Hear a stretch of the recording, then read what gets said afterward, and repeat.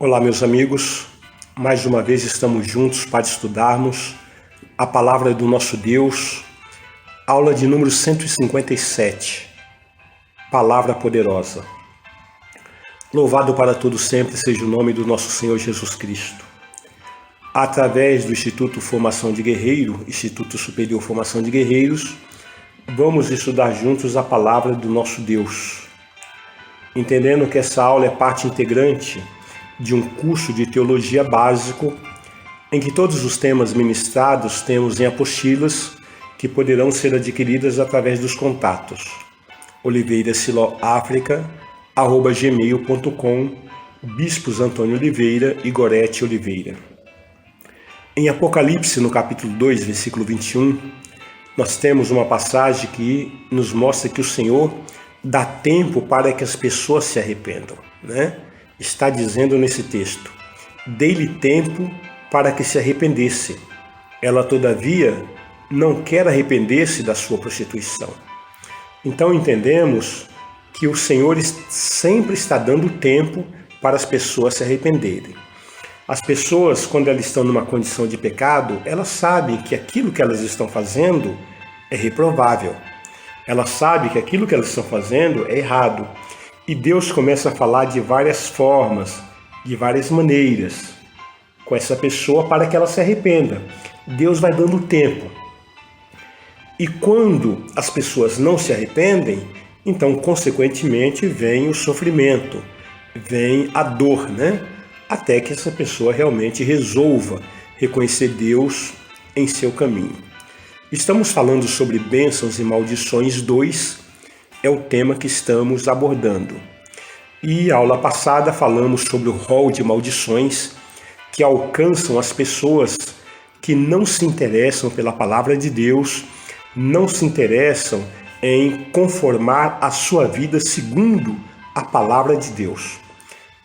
E agora nós vamos dar continuidade falando sobre as causas, né?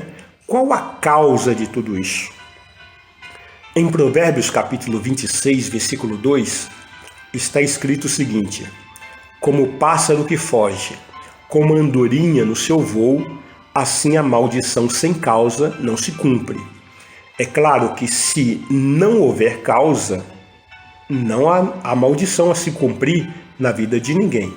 Então, se a pessoa está vivendo debaixo de maldição, se ela está vivendo debaixo do sofrimento, de destruição, é porque existe uma causa. Essa causa precisa ser observada e precisa se fazer o conserto, né?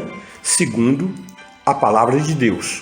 Agora, se a pessoa não tem pecado, se ela não tem brecha, se ela tem uma vida de integridade diante de Deus, uma vida de conserto, então não há do que se preocupar. Não precisa se preocupar com olho gordo, não precisa se preocupar com trabalho de macumba. Porque a pessoa tem inveja de mim. Porque levaram o meu nome no terreiro, no centro, no curandeiro. Levaram uma fotografia minha, levaram uma peça de roupa, um cabelo. Porque jogaram sal na minha porta. Tudo isso só anda em pavor quem está em condição de pecado, quem está fazendo coisa errada. Porque se a tua vida estiver de acordo com a palavra de Deus e você estiver caminhando com Cristo, nada disso se cumpre. Pode dar risada dessas coisas, peça que Deus tenha misericórdia às pessoas que fizeram isso contra você, mas não precisa se preocupar que não se cumpre.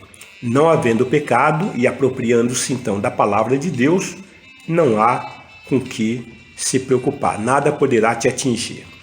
No primeiro livro de Samuel, no capítulo 14, versículo 28 e também o versículo 45 diz assim: então respondeu um do povo: teu pai conjurou solenemente o povo e disse: maldito o homem que hoje comer pão. Estava exausto o povo, porém o povo disse a Saul: morrerá Jonatas, que efetuou tamanha salvação em Israel? Tal não suceda.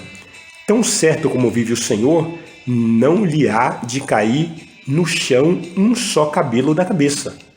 Pois foi com Deus que fez isso. hoje. Assim o povo salvou a Jonatas para que não morresse. Nós percebemos aqui claramente que Saul havia determinado que os guerreiros, os soldados, não comessem pão, não comessem mel durante todo aquele dia. E o seu filho Jonatas chegou depois, não sabia da maldição que seu pai, o rei, havia proferido. Ele tomou uma vara, tomou um pouco de mel e comeu. Então, ele fez isso na direção do Senhor. A maldição não se cumpriu. Por que não se cumpriu? Porque quem estava errado ali era o pai. O pai não poderia fazer aquilo com a tropa, né? E Jonatas estava inocente, ele não sabia, ele não tinha ouvido a ordem. Então, o próprio povo se levantou em defesa dele e disse: olha, nem um fio de cabelo dele vai cair no chão. E ele foi salvo e livre da maldição. Em Números, no capítulo 23, no versículo 23, está escrito o seguinte: pois contra Jacó não vale encantamento, nem adivinhação contra Israel. Então, o que a palavra está dizendo? E Jacó somos nós, né? A igreja é descendência de Israel, é descendência de Jacó. Então, não há encantamento, não há perturbação, não há maldição, não há olho gordo, não há inveja, não há absolutamente nada que possa nos deter, nós que andamos na presença de Deus. Sofonias, capítulo 3, versículo 15. O Senhor afastou as sentenças que eram contra ti. Lançou fora o teu inimigo, o rei de Israel. O Senhor está no meio de ti. Tu já não verás mal algum. Então, amados, esta é a grande vantagem de estarmos caminhando com Jesus Cristo, com nosso Senhor. Você está protegido, você está livre, você está seguro. Tudo de bom vai acontecer na sua vida. Você não teme mal algum. Por quê? Você estuda a palavra de Deus e você aplica a palavra de Deus no seu viver diário. Você anda segundo a palavra de Deus. E o próximo assunto, então, é apropriando-se da quebra das maldições. Então, se você anda com Cristo, você se apropria da quebra da maldição que Jesus já realizou na cruz do Calvário. Jesus já fez. A obra está feita. Ele já quebrou as maldições. O que nós precisamos agora é nos apropriarmos. Então, queridos, não aceite na mente. 2 Coríntios capítulo 4, versículo 4. Nos quais o Deus desse século cegou os entendimentos dos incrédulos para que lhes não resplandeça a luz do evangelho da glória de Cristo, o qual é a imagem de Deus. Então está dizendo que o Deus desse século, que é Satanás, cegou o entendimento dos incrédulos, o entendimento daquelas pessoas que não creem. E, pasme, mas dentro da igreja evangélica tem muitas pessoas incrédulas, tem muitas pessoas que só frequentam, mas não crê no poder da palavra, não crê no livramento, não se apropria, e por isso Satanás continua enganando, e o evangelho não resplandece em luz para a glória de Cristo na vida dessas pessoas.